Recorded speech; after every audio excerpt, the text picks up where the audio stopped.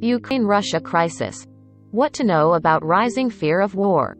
The Russia-Ukraine crisis has entered another day of diplomatic efforts to prevent simmering tensions from boiling over into war.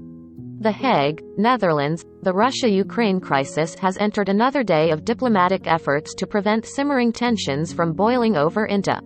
Ukrainian President Volodymyr Zelensky is hosting Turkish President Recep Tayyip Erdogan, who has repeatedly offered to mediate between Kiev and Moscow.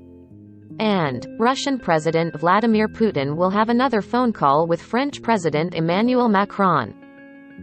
NATO Secretary-General Jens Stoltenberg, meanwhile, voiced concerns that Russia continues to build up troop numbers along Ukraine's borders, including in. Here are things to know Thursday about the international tensions surrounding Ukraine, which has an estimated 100,000 Russian troops massed along its borders.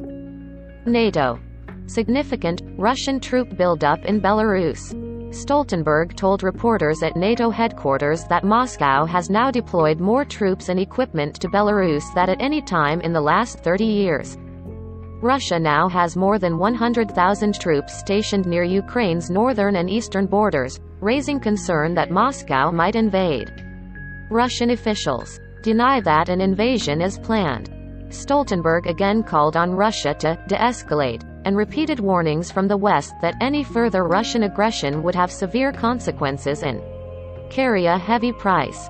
The NATO chief said Russian forces in Belarus are likely to rise to 30,000, including special forces, supported by fighter jets and missiles. Russian Defense Minister Sergei Shoigu arrived in the Belarus capital, Minsk, on Thursday to monitor preparations for major Russia-Belarus war games expected to take place February 10 to 20. By Lorne Cook in Brussels, and Dasha Litvinova in Moscow. Diplomatic efforts to defuse crisis.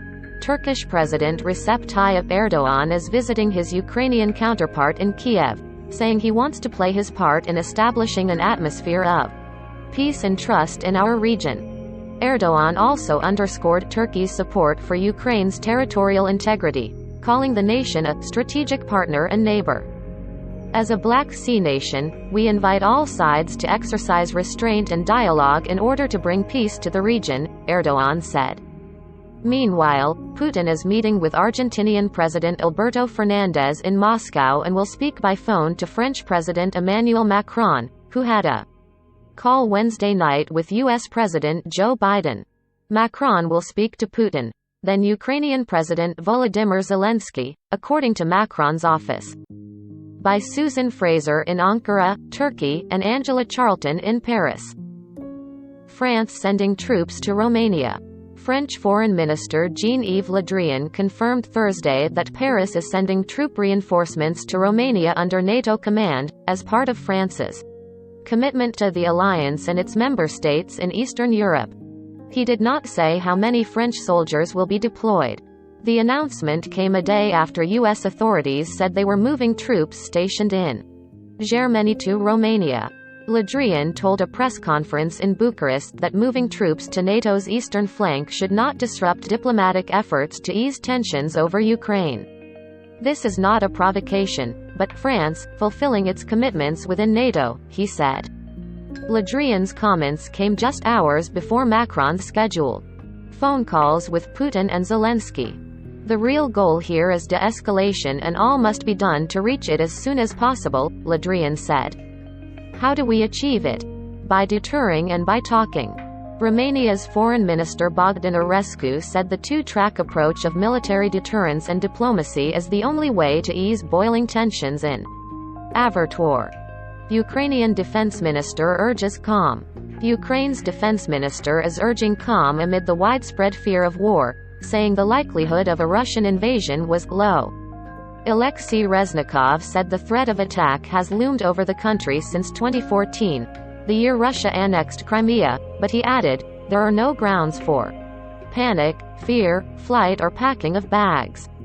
The minister said there are about 115,000 Russian troops near Ukraine's border, including those deployed to Belarus for war games, but he said no battle groups have been detected along Ukraine's border with Belarus. He also reiterated earlier assurances that Kiev doesn't plan to attack rebel-held areas in the war-torn east of Ukraine or Crimea, something the Kremlin has accused Ukrainian authorities of plotting. By Uraz Karmanow in Kiev. Putin heading to Winter Olympics. After his meeting with Fernandez, Putin heads Thursday night to Beijing to bolster Moscow's ties with China and coordinate their policies in the face of Western pressure.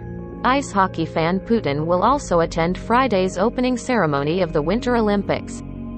His talks with Chinese President Xi Jinping on Friday will mark their first face-to-face meeting since 2019 and will help cement a strong personal relationship. Thoth has been a key factor behind a growing partnership between the two former communist rivals. Yuri Ushakov, Putin's foreign affairs advisor, said the visit would mark a new stage in the Russia-China partnership that he described as a key factor, contributing to a sustainable global development and helping counter destructive activities by certain countries. Ushakov emphasized that China backs Russia in the current standoff over Ukraine. By Vladimir Isachenkov in Moscow. Follow all AP stories on Russia and Ukraine tensions at https://apnews.com/hub/Russia-Ukraine.